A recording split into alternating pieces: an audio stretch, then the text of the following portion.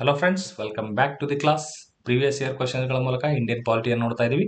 ನ್ಯಾಯಮೂರ್ತಿ ರಾಜೇಂದ್ರ ಸಚಾರ್ ನೇಮಕವಾದದ್ದು ಏನಕ್ಕೋಸ್ಕರ? ಪೊಲೀಸ್ ಆಡಳಿತ ಸುಧಾರಣೆಗಾಗಿ, ಮುನ್ಸಿಪಾಲಿಟಿಗಳ ಸುಧಾರಣೆಗಾಗಿ, ಸುಭಾಷ್ ಚಂದ್ರ ಬೋಸ್ ಸಾವಿನ ಕಾರಣ ತಿಳಿಯುವುದಕ್ಕಾಗಿ, ಮುಸ್ಲಿಮರ ಶೈಕ್ಷಣಿಕ, ಸಾಮಾಜಿಕ, ಆರ್ಥಿಕ ಸ್ಥಾನಮಾನವನ್ನು ತಿಳಿಯೋದಕ್ಕೋಸ್ಕರ. ಸರಿಯಾದ ಉತ್ತರ ಯಾವುದು? ಇದು option D is the right answer. Actually ಈ ತರದ್ದು ಒಂದು ಕಮಿಟಿ ಬಗ್ಗೆ ನಾರ್ಮಲಿ ಕೇಳ್ತಿರ್ತಾರೆ. ಈಗ ಸ್ವಲ್ಪ ಕ್ವಶನ್ ಟಫ್ ಆಗಿದೆ ಅಂದ್ರೂ ಕೂಡ 2-3 ಸ್ಟೇಟ್ಮೆಂಟ್ ಅಲ್ಲಿ ಈ ತರದ್ದು ಒಂದು ಸ್ಟೇಟ್ಮೆಂಟ್ ಬಂದೇ ಬರ್ತದೆ. ನೀವು ಬೇಸಿಕ್ ಅನ್ನ ಯಾವುದೇ ಕಾರಣಕ್ಕೆ ಮಿಸ್ ಮಾಡೋಂಗಿಲ್ಲ. ಈ ರೀತಿ ಎಲ್ಲ ಸ್ಟಡಿ ಮಾಡಲೇಬೇಕಾಗತ್ತೆ. ಇವೆಲ್ಲ ಪಾಯಿಂಟ್ ಗೊತ್ತಿರಬೇಕು. ಅದನ್ನೇ 2-3 ಹೇಳಿಕೆಗಳನ್ನು ಕೊಟ್ಟು ಈ ರೀತಿ ಟಫ್ ಆಗಿ ಕೇಳ್ತಾ ಇದ್ದಾರೆ. ಬಟ್ ಬೇಸಿಕ್ ಕಾನ್ಸೆಪ್ಟ್ಗಳನ್ನು ನೀವು ಪ್ರೀವಿಯಸ್ ಇಯರ್ ಕ್ವಶನ್ಗಳ ಮೂಲಕ ಕವರ್ ಮಾಡಲೇಬೇಕಾಗ್ತದೆ ಸ್ನೇಹಿತರೆ. ಭಾರತ ಸಂವಿಧಾನದ ಮೂಲಭೂತ ಹಕ್ಕುಗಳು, ಫಂಡಮೆಂಟಲ್ ರೈಟ್ ಬಗ್ಗೆ ಹೇಳ್ತಾ ಇದ್ದಾರೆ. ಇವು ಜಾರಿ ಮಾಡಲಾಗದಂಥವು, ದೇ ಕೆನಾಟ್ ಬಿ ಇಂಪ್ಲಿಮೆಂಟೆಡ್, ಆ ಥರ ಜಸ್ಟಿಸಬಲ್ ಅಲ್ಲ ಅಂತ ಹೇಳ್ತಾರೆ. ಜಾರಿ ಮಾಡಲಾಗುವಂಥವು, ಜಸ್ಟಿಸಬಲ್, ಇಂಪ್ಲಿಮೆಂಟೇಷನ್ ಮಾಡುವಂಥವು ಅಂತ ಹೇಳ್ತಾ ಇದ್ದಾರೆ. ಸ್ವಲ್ಪ ಮಟ್ಟಿಗೆ ಜಾರಿಗೆ ಮಾಡ್ಬೋದು, ಇವು ಯಾವುವು ಅಲ್ಲ. ಸರಿಯಾದ ಉತ್ತರ ಫಂಡಮೆಂಟಲ್ ರೈಟ್ಸ್ ಅಂದ ತಕ್ಷಣ ಜಾರಿ ಮಾಡ್ಬೋದು. ಜಾರಿ ಮಾಡೋಕ್ಕಂತಲೇ ಫಂಡಮೆಂಟಲ್ ರೈಟ್ ಪಾರ್ಟ್ 3 ಅಲ್ಲಿ ಇಟ್ಟಿರೋದು. ಪಾರ್ಟ್ 4 ಅಲ್ಲಿರುವಂಥ DPSPಗಳು ಜಾರಿ ಮಾಡಲಾಗದಂಥವು ಅಂತ ಹೇಳ್ಬೋದು. ಕಂಪಲ್ಸರಿ ನೀವು ಇಂಪ್ಲಿಮೆಂಟೇಷನ್ ಮಾಡಬೇಕಂದ್ರೆ ನಾನ್ ಜಸ್ಟಿಸಬಲ್ ಅಂತ ಕರಿತೀವಿ. ದೇ ಆರ್ ನಾಟ್ ಜಸ್ಟಿಸ್, ನ್ಯಾಯಸಮ್ಮತ ಅಲ್ಲ ಅವು. ಇವು ನ್ಯಾಯಸಮ್ಮತವಾದದ್ದು, ಮೂಲಭೂತ ಹಕ್ಕು, ಕಂಪಲ್ಸರಿ ಜಾರಿ ಮಾಡಲೇಬೇಕು. Okay right. ಇವೆಲ್ಲ ಇಂಡಿಯನ್ ಕಾನ್ಸ್ಟಿಟ್ಯೂಷನ್ ಚಾಪ್ಟರ್ಲಿ ಸಂಘಟಿಸರ್ ಅಕಾಡೆಮಿಲಿ ತುಂಬ ಅದ್ಭುತವಾಗಿ ಹೇಳ್ತಾ ಹೋಗಿದ್ದೀನಿ. PSI ಎಷ್ಟೋಗಳು ಎಸ್ಎಗಳು, KS ಮತ್ತು PSIಗೆಲ್ಲ ಹೆಲ್ಪ್ ಆಗುತ್ತೆ. Economy, Karnataka economic survey, India economic survey, ಕೇಂದ್ರ ಸರ್ಕಾರ ಸ್ಕೀಮ್, ರಾಜ್ಯ ಸರ್ಕಾರ ಸ್ಕೀಮ್ ಎಲ್ಲ ಸಿಗುತ್ತೆ. ಆ್ಯಂಡ್ ಹಿಂದುಳಿದ ವರ್ಗಗಳ ಕಲ್ಯಾಣಾಧಿಕಾರಿ, ಇದಕ್ಕೆ ಸಂಬಂಧಪಟ್ಟಂಗೆ ಎಲ್ಲ 15 ಯೂನಿಟ್ಗಳ ಸಿಲೆಬಸ್ ಇದೆ. ಇದನ್ನೆಲ್ಲ ಇನ್ ಡೀಟೇಲ್ ಆಗಿ ನಾನು ಎಲ್ಲ ಕವರ್ ಮಾಡ್ತಾ ಹೋಗಿದ್ದೀನಿ ಸ್ನೇಹಿತರೆ. ಕನ್ನಡ ಮತ್ತು ಇಂಗ್ಲೀಷ್ ಎರಡೂ ಮಾಧ್ಯಮದಲ್ಲಿ ಇರ್ತದೆ. ತುಂಬ ಹೆಲ್ಪ್ ಆಗುತ್ತೆ. ನೋಡಿ, ಸಂಘಟಿಸರ್ ಅಕಾಡೆಮಿಯಲ್ಲಿ ಇದು ಸಿಗ್ತಾ ಹೋಗುತ್ತೆ. ಕ್ಲಾಸ್ಗಳು PDF ಎಲ್ಲ ಸಿಗುತ್ತೆ. ರೈಟ್. ರಾಜ್ಯ ಲೋಕಸೇವಾ ಆಯೋಗದ ಅಧ್ಯಕ್ಷರನ್ನು ತೆಗೆಯುವ ಅಧಿಕಾರ ಯಾರಿಗಿದೆ? ರಾಜ್ಯ ಲೋಕಸೇವಾ ಅಂದ್ರೆ ಕರ್ನಾಟಕ KPS ಇದೆಯಲ್ಲ, ಕರ್ನಾಟಕ ಪಬ್ಲಿಕ್ ಸರ್ವಿಸ್ ಕಮಿಷನ್ ಇದೆಯಲ್ಲ, ಇದರ ಮೆಂಬರ್ಸ್ ಅಥವಾ ಅಧ್ಯಕ್ಷರನ್ನ ತೆಗೆಯುವಂತ ಅಧಿಕಾರ ಯಾಗಿದೆ? ರಿಮೂವಲ್ ಯಾರಿಗೆ ಇದೆ? ರಾಷ್ಟ್ರಪತಿಗಳು, ಆ ರಾಜ್ಯದ ರಾಜ್ಯಪಾಲರು, ರಾಜ್ಯದ ಮುಖ್ಯಮಂತ್ರಿಗಳು, ಪ್ರಧಾನಮಂತ್ರಿಗಳು. ಸರಿಯಾದ ಉತ್ತರ ಯಾವುದಿಲ್ಲಿ? Option A is the right answer. Normally ರಾಜ್ಯದಂದ್ರೆ ಮೋಸ್ಟ್ಲಿ ರಾಜ್ಯಪಾಲರು ಬರ್ತಾರಲ್ಲ, ಇಲ್ಲ. ರಿಮೂವಲ್ ಅಂತಂದಾಗ ರಾಷ್ಟ್ರಪತಿನೇ ತೆಗೆದಾಕ್ತಾರೆ. ಹಾಗಾದ್ರೆ ರಾಜ್ಯ ಲೋಕಸೇವಾ ಅಧ್ಯಕ್ಷರನ್ನ ನೇಮಕ ಮಾಡೋದು ಯಾರು? ನೇಮಕ ಮಾಡೋದು ಯಾರು ಅಂತ ಬಂದಾಗ ರಾಜ್ಯದ ರಾಜ್ಯಪಾಲರು ನೇಮಕ ಮಾಡ್ತಾರೆ. ಇವರು ಅಧ್ಯಕ್ಷರು ಅಥವಾ ಮೆಂಬರ್ಸ್ ರಾಜೀನಾಮೆ ಕೊಡಬೇಕಂದ್ರೆ ಯಾರಿಗೆ ಕೊಡಬೇಕು? ರಾಜ್ಯದ ರಾಜ್ಯಪಾಲರಿಗೆ ರಾಜೀನಾಮೆ ಕೊಡ್ತಾರೆ. ಬಟ್ ಅವ್ರನ್ನ ತೆಗೆದು ಹಾಕೋದು ರಿಮೂವಲ್. ಅವ್ರು ರಾಜೀನಾಮೆ ಕೊಡ ಅಂದ್ರೆ ಕೊಡ್ತಾನೆ ಇಲ್ಲ, ಸುಮ್ಮನೆ ಕೂತ್ಕೊಂಡ್ಬಿಟ್ರೆ ಇಲ್ಲ ನಾ ಕೊಡಲ್ಲ ಅಂತಂದ್ರೆ ಆ ಟೈಮಲ್ಲಿ ರಾಷ್ಟ್ರಪತಿಯವರು ಬಂದು ಅವ್ರನ್ನ ತೆಗಿಬಹುದು. ಬಟ್ ತೆಗಿಬೇಕಾದಕ್ಕಿಂತ ಮುಂಚೆ ಸುಪ್ರೀಂ ಕೋರ್ಟಿಂದ ಒಂದು ಕಮಿಟಿ ಮಾಡಬೇಕಾಗತ್ತೆ. 3 ಮೆಂಬರ್ಸ್ ಕಮಿಟಿ ಮಾಡಿ ಆ ಸುಪ್ರೀಂ ಕೋರ್ಟ್ ಇದಕ್ಕೆ ಎನ್ಕ್ವೈರಿ ಮಾಡುತ್ತೆ. ಎನ್ಕ್ವೈರಿ ಮಾಡಿದ್ರೆ ರಾಷ್ಟ್ರಪತಿಗೆ ಹೇಳುತ್ತೆ, ಇಲ್ಲ ಅವರು ತಪ್ಪು ಮಾಡಿದರೆ ಅವ್ರನ್ನ ತೆಗೀರಿ ಅಂತ ಹೇಳುತ್ತೆ, ಇಲ್ಲ ಅವ್ರು ತಪ್ಪು ಮಾಡಿಲ್ಲ ಅವ್ರು ತೆಗಿಬೇಡಿ ಅಂತ ಹೇಳುತ್ತೆ.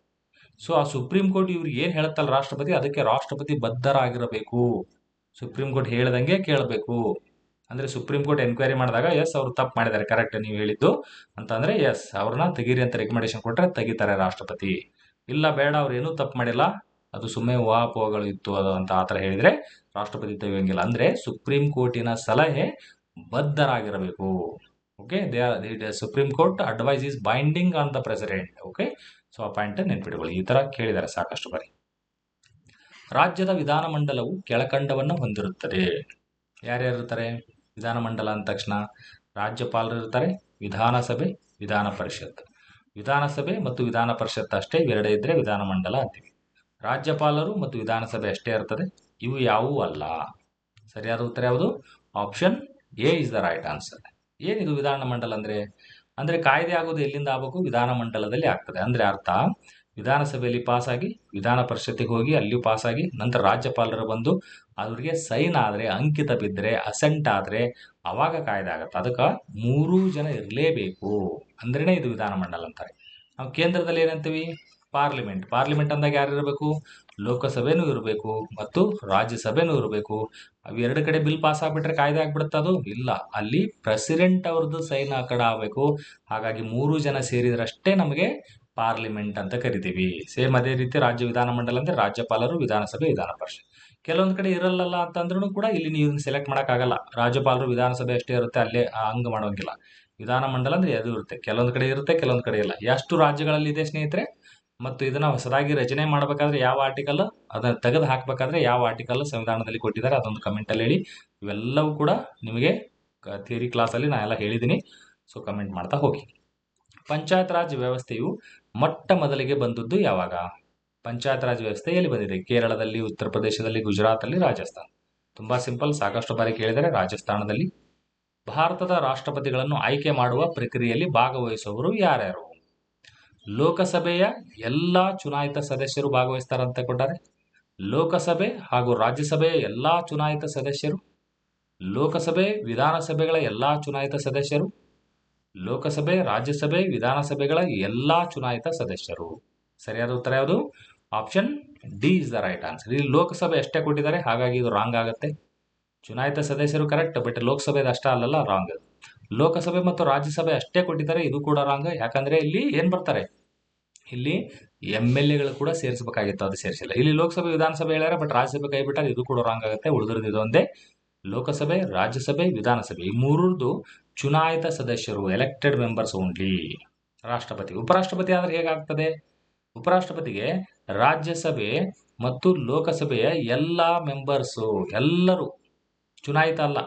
ಇಲ್ಲಿ ಉಪರಾಷ್ಟ್ರಪತಿ ಅಂದಾಗ ಚುನಾಯಿತ ಅನ್ನೋ ಶಬ್ದ ಇರಲ್ಲ, ಬಟ್ ವಿಧಾನಸಭೆ ಕೂಡ ಬರಲ್ಲ. ಉಪರಾಷ್ಟ್ರಪತಿ ಅಂದಾಗ ಯಾರು ಬರ್ತಾರೆ? ಕೇವಲ ರಾಜ್ಯಸಭೆ ಮತ್ತು ಲೋಕಸಭೆ ಇವರಿಬ್ಬರದು ಎಲ್ಲಾ ಮೆಂಬರ್ಸ್ ಅಂದ್ರೆ ನಾಮಿನೇಟೆಡ್, ನಾಮನಿರ್ದೇಶಿತ ಮೆಂಬರ್ಸ್ ಸೇರಿ ಉಪರಾಷ್ಟ್ರಪತಿಗೆ ಓಟ್ ಹಾಕ್ತಾರೆ. ಬಟ್ ರಾಷ್ಟ್ರಪತಿಗೆ ಓಟ್ ಹಾಕ್ಬೇಕಾದಾಗ ನಾಮನಿರ್ದೇಶಿತ ಇದ್ದವ್ರಿಗೆ ಇಲ್ಲ. ಈ ಸುಧಾಮೂರ್ತಿ ಅವರಿಗೆ ಹಾಕ್ಬೋದಾ ಓಟು? ಅವರು ಬರಲ್ಲ. ನಮ್ಮ ಹೆಗಡೆ ಸಾಹೇಬ್ರು ಅವ್ರನ್ನ ಹಾಕಿದಾರಲ್ಲ, ಅವ್ರು ಏನಾರ ಆಗ್ಬೋದಾ? ವೀರೇಂದ್ರ ಹೆಗಡೆ ಅವರು ನಾಮಿನೇಟೆಡ್ ಮೆಂಬರ್ಸ್, ಅವರು ಓಟ್ ಹಾಕಕ್ಕಾಗಲ್ಲ. ಓಕೆ, ನಾಮಿನೇಟೆಡ್ ಮೆಂಬರ್ಸ್ ರಾಷ್ಟ್ರಪತಿಗೆ ಓಟ್ ಹಾಕಲ್ಲ. ಮತ್ತೆ ಯಾರಿಗೆ ಹಾಕ್ತಾರ ಅವರು? ಉಪರಾಷ್ಟ್ರಪತಿಗೆ ಓಟ್ ಹಾಕ್ತಾರೆ, ರೈಟ್. ಬಟ್ ರಾಷ್ಟ್ರಪತಿಯನ್ನ ತೆಗೆಯುವಂತ ಟೈಮಲ್ಲಿ ವೀರೇಂದ್ರ ಹೆಗಡೆ ಅವರೆಲ್ಲ ಓಟನ್ನು ಹಾಕ್ಬೋದಾ? ಎಸ್, ಹಾಕ್ಬೋದು. ತೆಗೆಯುವಂತ ಟೈಮಲ್ಲಿ ಕೇವಲ ಲೋಕಸಭೆ ರಾಜ್ಯಸಭೆ ಎಲ್ಲಾ ಚುನಾಯಿತ ಸದಸ್ಯರು ಅಂತಲ್ಲ, ಎಲ್ಲಾ ಸದಸ್ಯರು ಬಂದ್ಬಿಡ್ತಾರೆ. ರಾಷ್ಟ್ರಪತಿಯನ್ನ ತೆಗಿಬೇಕಾದ್ರೆ ಲೋಕಸಭೆ ಮತ್ತು ರಾಜ್ಯಸಭೆ ಎಲ್ಲಾ ಸದಸ್ಯರು ಬಂದ್ಬಿಡ್ತಾರೆ. ಸೇಮ್ ಉಪರಾಷ್ಟ್ರಪತಿಗೆ ಎಲೆಕ್ಷನ್ ಮಾಡಕ್ಕೆ ಯಾರ್ಯಾರು ಇರ್ತಾರಲ್ಲ ಅವರೆಲ್ಲರೂ ರಾಷ್ಟ್ರಪತಿಯನ್ನ ರಿಮೂವಲ್ ಮಾಡೋದಕ್ಕೆ, ತೆಗೆಯೋದಕ್ಕೆ, ಇಂಪೀಚ್ಮೆಂಟ್ ಮಾಡೋದಕ್ಕೆ ಆ ಟೈಮಲ್ಲಿ ಎಲ್ಲರೂ ಇರ್ತಾರೆ. ಬಟ್ ಎಲೆಕ್ಷನ್ಗೆ ಮಾತ್ರ ಚುನಾಯಿತ ಅಂತ ಶಬ್ದ ಇರಲೇಬೇಕು. ರಾಷ್ಟ್ರಪತಿ ಎಲೆಕ್ಷನ್ಗೆ ಚುನಾಯಿತ ಅಂತ ಶಬ್ದ ಇರಲೇಬೇಕು. ಓಕೆ, ಆ ರಾಷ್ಟ್ರಪತಿಯನ್ನ ತೆಗೆದು ಹಾಕುವಂತ ಟೈಮಲ್ಲಿ ಚುನಾಯಿತ ಬೇಕಾಗಿಲ್ಲ, ಎಲ್ಲಾ ಸದಸ್ಯರು ಇದ್ರೆ ಸಾಕು. ಮತ್ತು ಅಲ್ಲಿ ವಿಧಾನಸಭೆ ಇರಲ್ಲ, ಕೇವಲ ಲೋಕಸಭೆ ರಾಜ್ಯಸಭೆ. ಉಪರಾಷ್ಟ್ರಪತಿ ಆದ್ರೆ ಏನಾಗುತ್ತೆ? ಅವ್ರನ್ನ ನೇಮಕ ಮಾಡಬೇಕಾದ್ರೂ ಕೂಡ ಎಲೆಕ್ಷನ್ ನಡೀತದಲ್ಲ, ಅಲ್ಲಿ ಲೋಕಸಭೆ ಮತ್ತು ರಾಜ್ಯಸಭೆ ಎಲ್ಲಾ ಸದಸ್ಯರು ಆಗ್ತದೆ. ಮತ್ತು ಅವ್ರನ್ನ ತೆಗೆದು ಹಾಕ್ಬೇಕಾದ್ರೆ ಯಾರು? ಅಲ್ಲಿ ರಾಜ್ಯಸಭೆ ಲೋಕಸಭೆ ಇಬ್ರು ಇರ್ತಾರೆ. ಬಟ್ ಫಸ್ಟ್ ಸ್ಟಾರ್ಟಿಂಗ್ ರಾಜ್ಯಸಭೆಯಿಂದ ಸ್ಟಾರ್ಟ್ ಆಗಬೇಕು ಉಪರಾಷ್ಟ್ರಪತಿ ತೆಗೆಯುವಂಥದ್ದು. ಅವೆಲ್ಲ ಥಿಯರಿ ಕ್ಲಾಸಲ್ಲಿ ಇನ್ ಡೀಟೇಲ್ ಆಗಿ ಚರ್ಚೆ ಮಾಡಿದ್ದೀನಿ, ನೋಡ್ತಾ ಹೋಗು. ಭಾರತ ಸಂವಿಧಾನದ ಯಾವ ಮೂಲಭೂತ ಹಕ್ಕಿನ ಅನುಚ್ಛೇದ ನಾಗರಿಕರಿಗೆ 6 ಸ್ವಾತಂತ್ರ್ಯಗಳನ್ನು ನೀಡುತ್ತದೆ? 14, 16, 19, 20. ಇದು ಡೈರೆಕ್ಟ್ ಕ್ವಶನ್, ಈಜಿ ಇರುವಂಥದ್ದು. 19ನೇ ಆರ್ಟಿಕಲ್ ಕ್ಲಾಸ್ 1 ನಲ್ಲಿ ಇಲ್ಲಿ ABCD ಇಂದ ಸ್ಟಾರ್ಟ್ ಆಗುತ್ತೆ. ABCDEF ಅನ್ನೋದಿತ್ತು, ಒಂದು ಕ್ಯಾನ್ಸಲ್ ಆಗಿದೆ. ಅದಾದ್ಮೇಲೆ G ಅನ್ನುವಂಥದ್ದು. ಇಷ್ಟು 6, 1, 2, 3, 4, 5, 6 ಈ ತರ 6 ಸ್ವಾತಂತ್ರ್ಯಗಳನ್ನು ಕೊಡಲಾಗಿದೆ. F ಅನ್ನೋದು ತೆಗೆದುಹಾಕಿದ್ದಾರೆ. ಯಾವ ತಿದ್ದುಪಡಿ ಮೂಲಕ, ಎಷ್ಟನೇ ತಿದ್ದುಪಡಿ ಮೂಲಕ ಮತ್ತು ಯಾವ ವರ್ಷದಲ್ಲಿ ತೆಗೆದುಹಾಕಿದ್ದಾರೆ ಸ್ನೇಹಿತರೆ? ಪ್ರಧಾನಮಂತ್ರಿ ಯಾರಿದ್ರು? ಆ ರೀತಿ ಕೂಡ ಕ್ವಶನ್ ಕೇಳಿದರೆ ಕಮೆಂಟ್ ಅಲ್ಲಿ ಹೇಳ್ತಾ ಹೋಗಿ. ಭಾರತದಲ್ಲಿರುವ ಕೇಂದ್ರಾಡಳಿತ ಪ್ರದೇಶದ ಸಂಖ್ಯೆ ಎಷ್ಟು? ಈ ರೀತಿ ಕ್ವಶನ್ ಕೇಳ್ತಾರೆ. ಇಲ್ಲಿ ಸದ್ಯಕ್ಕೆ 8 ಇರುವಂತದ್ದು. ಆ ರೀತಿ ಆಪ್ಷನ್ಸ್ ಗಳನ್ನು ಕೊಡ್ತಾರೆ. ಈಗ ಎಷ್ಟಿದೆ? 28 ರಾಜ್ಯಗಳಿದಾವು, 8 ಕೇಂದ್ರಾಡಳಿತ ಪ್ರದೇಶಗಳಿದಾವು. ಓಕೆ, 28 ರಾಜ್ಯ, 8 ಕೇಂದ್ರಾಡಳಿತ ಪ್ರದೇಶ. ಆ ಪಾಯಿಂಟ್ ನೆನ್ಪಿಟ್ಕೊಳ್ಳಿ. ನಮ್ದು ನಮ್ಮ 1956ರಲ್ಲಿ ಸ್ಟೇಟ್ ರಿಆರ್ಗನೈಸೇಷನ್ ಆಗೋಕ್ಕಿಂತ ಮುಂಚೆ ಎಷ್ಟಿತ್ತು? 14 ರಾಜ್ಯಗಳಿದ್ವು, 6 ಕೇಂದ್ರಾಡಳಿತ ಪ್ರದೇಶ ಆ ಥರ ಇರ್ತಾ ಇದ್ವು. ನಮಗೆ ಯಾವಾಗದು ನಮ್ಮ ರಿಆರ್ಗನೈಸೇಷನ್ ಆಕ್ಟ್ 1956 ಆಗತ್ತಲ್ಲ, ಇದು ರಾಜ್ಯಗಳನ್ನು ವಿಂಗಡಣೆ ಮಾಡುವಂಥದ್ದು. ಅದಕ್ಕಿಂತ ಮುಂಚೆ ಎಷ್ಟಿತ್ತು ಅಂದ್ರೆ 14, 6, 6 ಕೇಂದ್ರಾಡಳಿತ ಪ್ರದೇಶ, 14 ರಾಜ್ಯಗಳಿದ್ವು. ಈ ರೀತಿ ಕೂಡ ಬೇಸಿಕ್ ಕ್ವಶನ್ ಕೇಳ್ತಾರೆ ಸ್ನೇಹಿತರೆ. ನೀಟಾಗಿ ಎಲ್ಲ ಸ್ಟಡಿ ಮಾಡ್ತಾ ಹೋಗಿ. ಯಾವುದು ಕೂಡ ಕಷ್ಟದಿರಲ್ಲ, ಬಟ್ ಕಂಟಿನ್ಯೂಸ್ ಆಗಿ ವರ್ಕ್ ಮಾಡ್ತಾ ಇರಬೇಕು. ಯಾವುದೋ ಒಂದು ಎಕ್ಸಾಮ್ ಟಫ್ ಬಂತು, ಅದು ಬಂತು, ಇದು ಬಂತು, ಏನೇ ಬಂದರೂ ಕೂಡ ನೀವು ಬೇಸಿಕ್ಸ್ ಅನ್ನು ಓದಲೇಬೇಕು. ಇದು ತುಂಬಾ ಒಳ್ಳೆಯ ಪೋಸ್ಟ್ ಇದೆ. KS ಓದುವಂಥ ಸ್ನೇಹಿತರು ಅದನ್ನು ಕೂಡ ಇವನು ಕೂಡ ಓದಿ. PSI ಎಲ್ಲ ಏನು ಓದಿರ್ತೀರಿ ಅವೇ ನಾಲೆಜ್ ನಿಮಗೆ ಜನರಲ್ ಸ್ಟಡೀಸ್ ಪೇಪರ್ 1 ಎಲ್ಲ ಯೂಸ್ ಆಗೇ ಆಗುತ್ತೆ. ಜನರಲ್ ಸ್ಟಡೀಸ್ ಪೇಪರ್ 2 ಇದರಲ್ಲಿ ನಿರ್ದಿಷ್ಟ ಪತ್ರಿಕೆ 2 ಅಂತ ಬರುತ್ತೆ. ಅದರಲ್ಲಿ ಸಂಕಟಿ ಸರ್ ಅಕಾಡೆಮಿಲಿ ಇವೆಲ್ಲ ಸಿಲೆಬಸ್ ವೈಸ್ ನೀಟಾಗಿ ಹೇಳಿದ್ದೀನಿ, ಅದನ್ನ ನೀವು ನೋಡ್ತಾ ಹೋಗಿ. Okay, thank you. ಮತ್ತೆ ಭೇಟಿಯಾಗೋಣ. ಇದು ಒಳ್ಳೆ ಪೋಸ್ಟು, ತಹಶೀಲ್ದಾರ್ ಇಕ್ವಲೆಂಟ್ ಪೋಸ್ಟ್. ಇದು ಬೇಗ ಪ್ರಮೋಷನ್ ಕೂಡ ಆಗ್ತದೆ. Okay, thank you.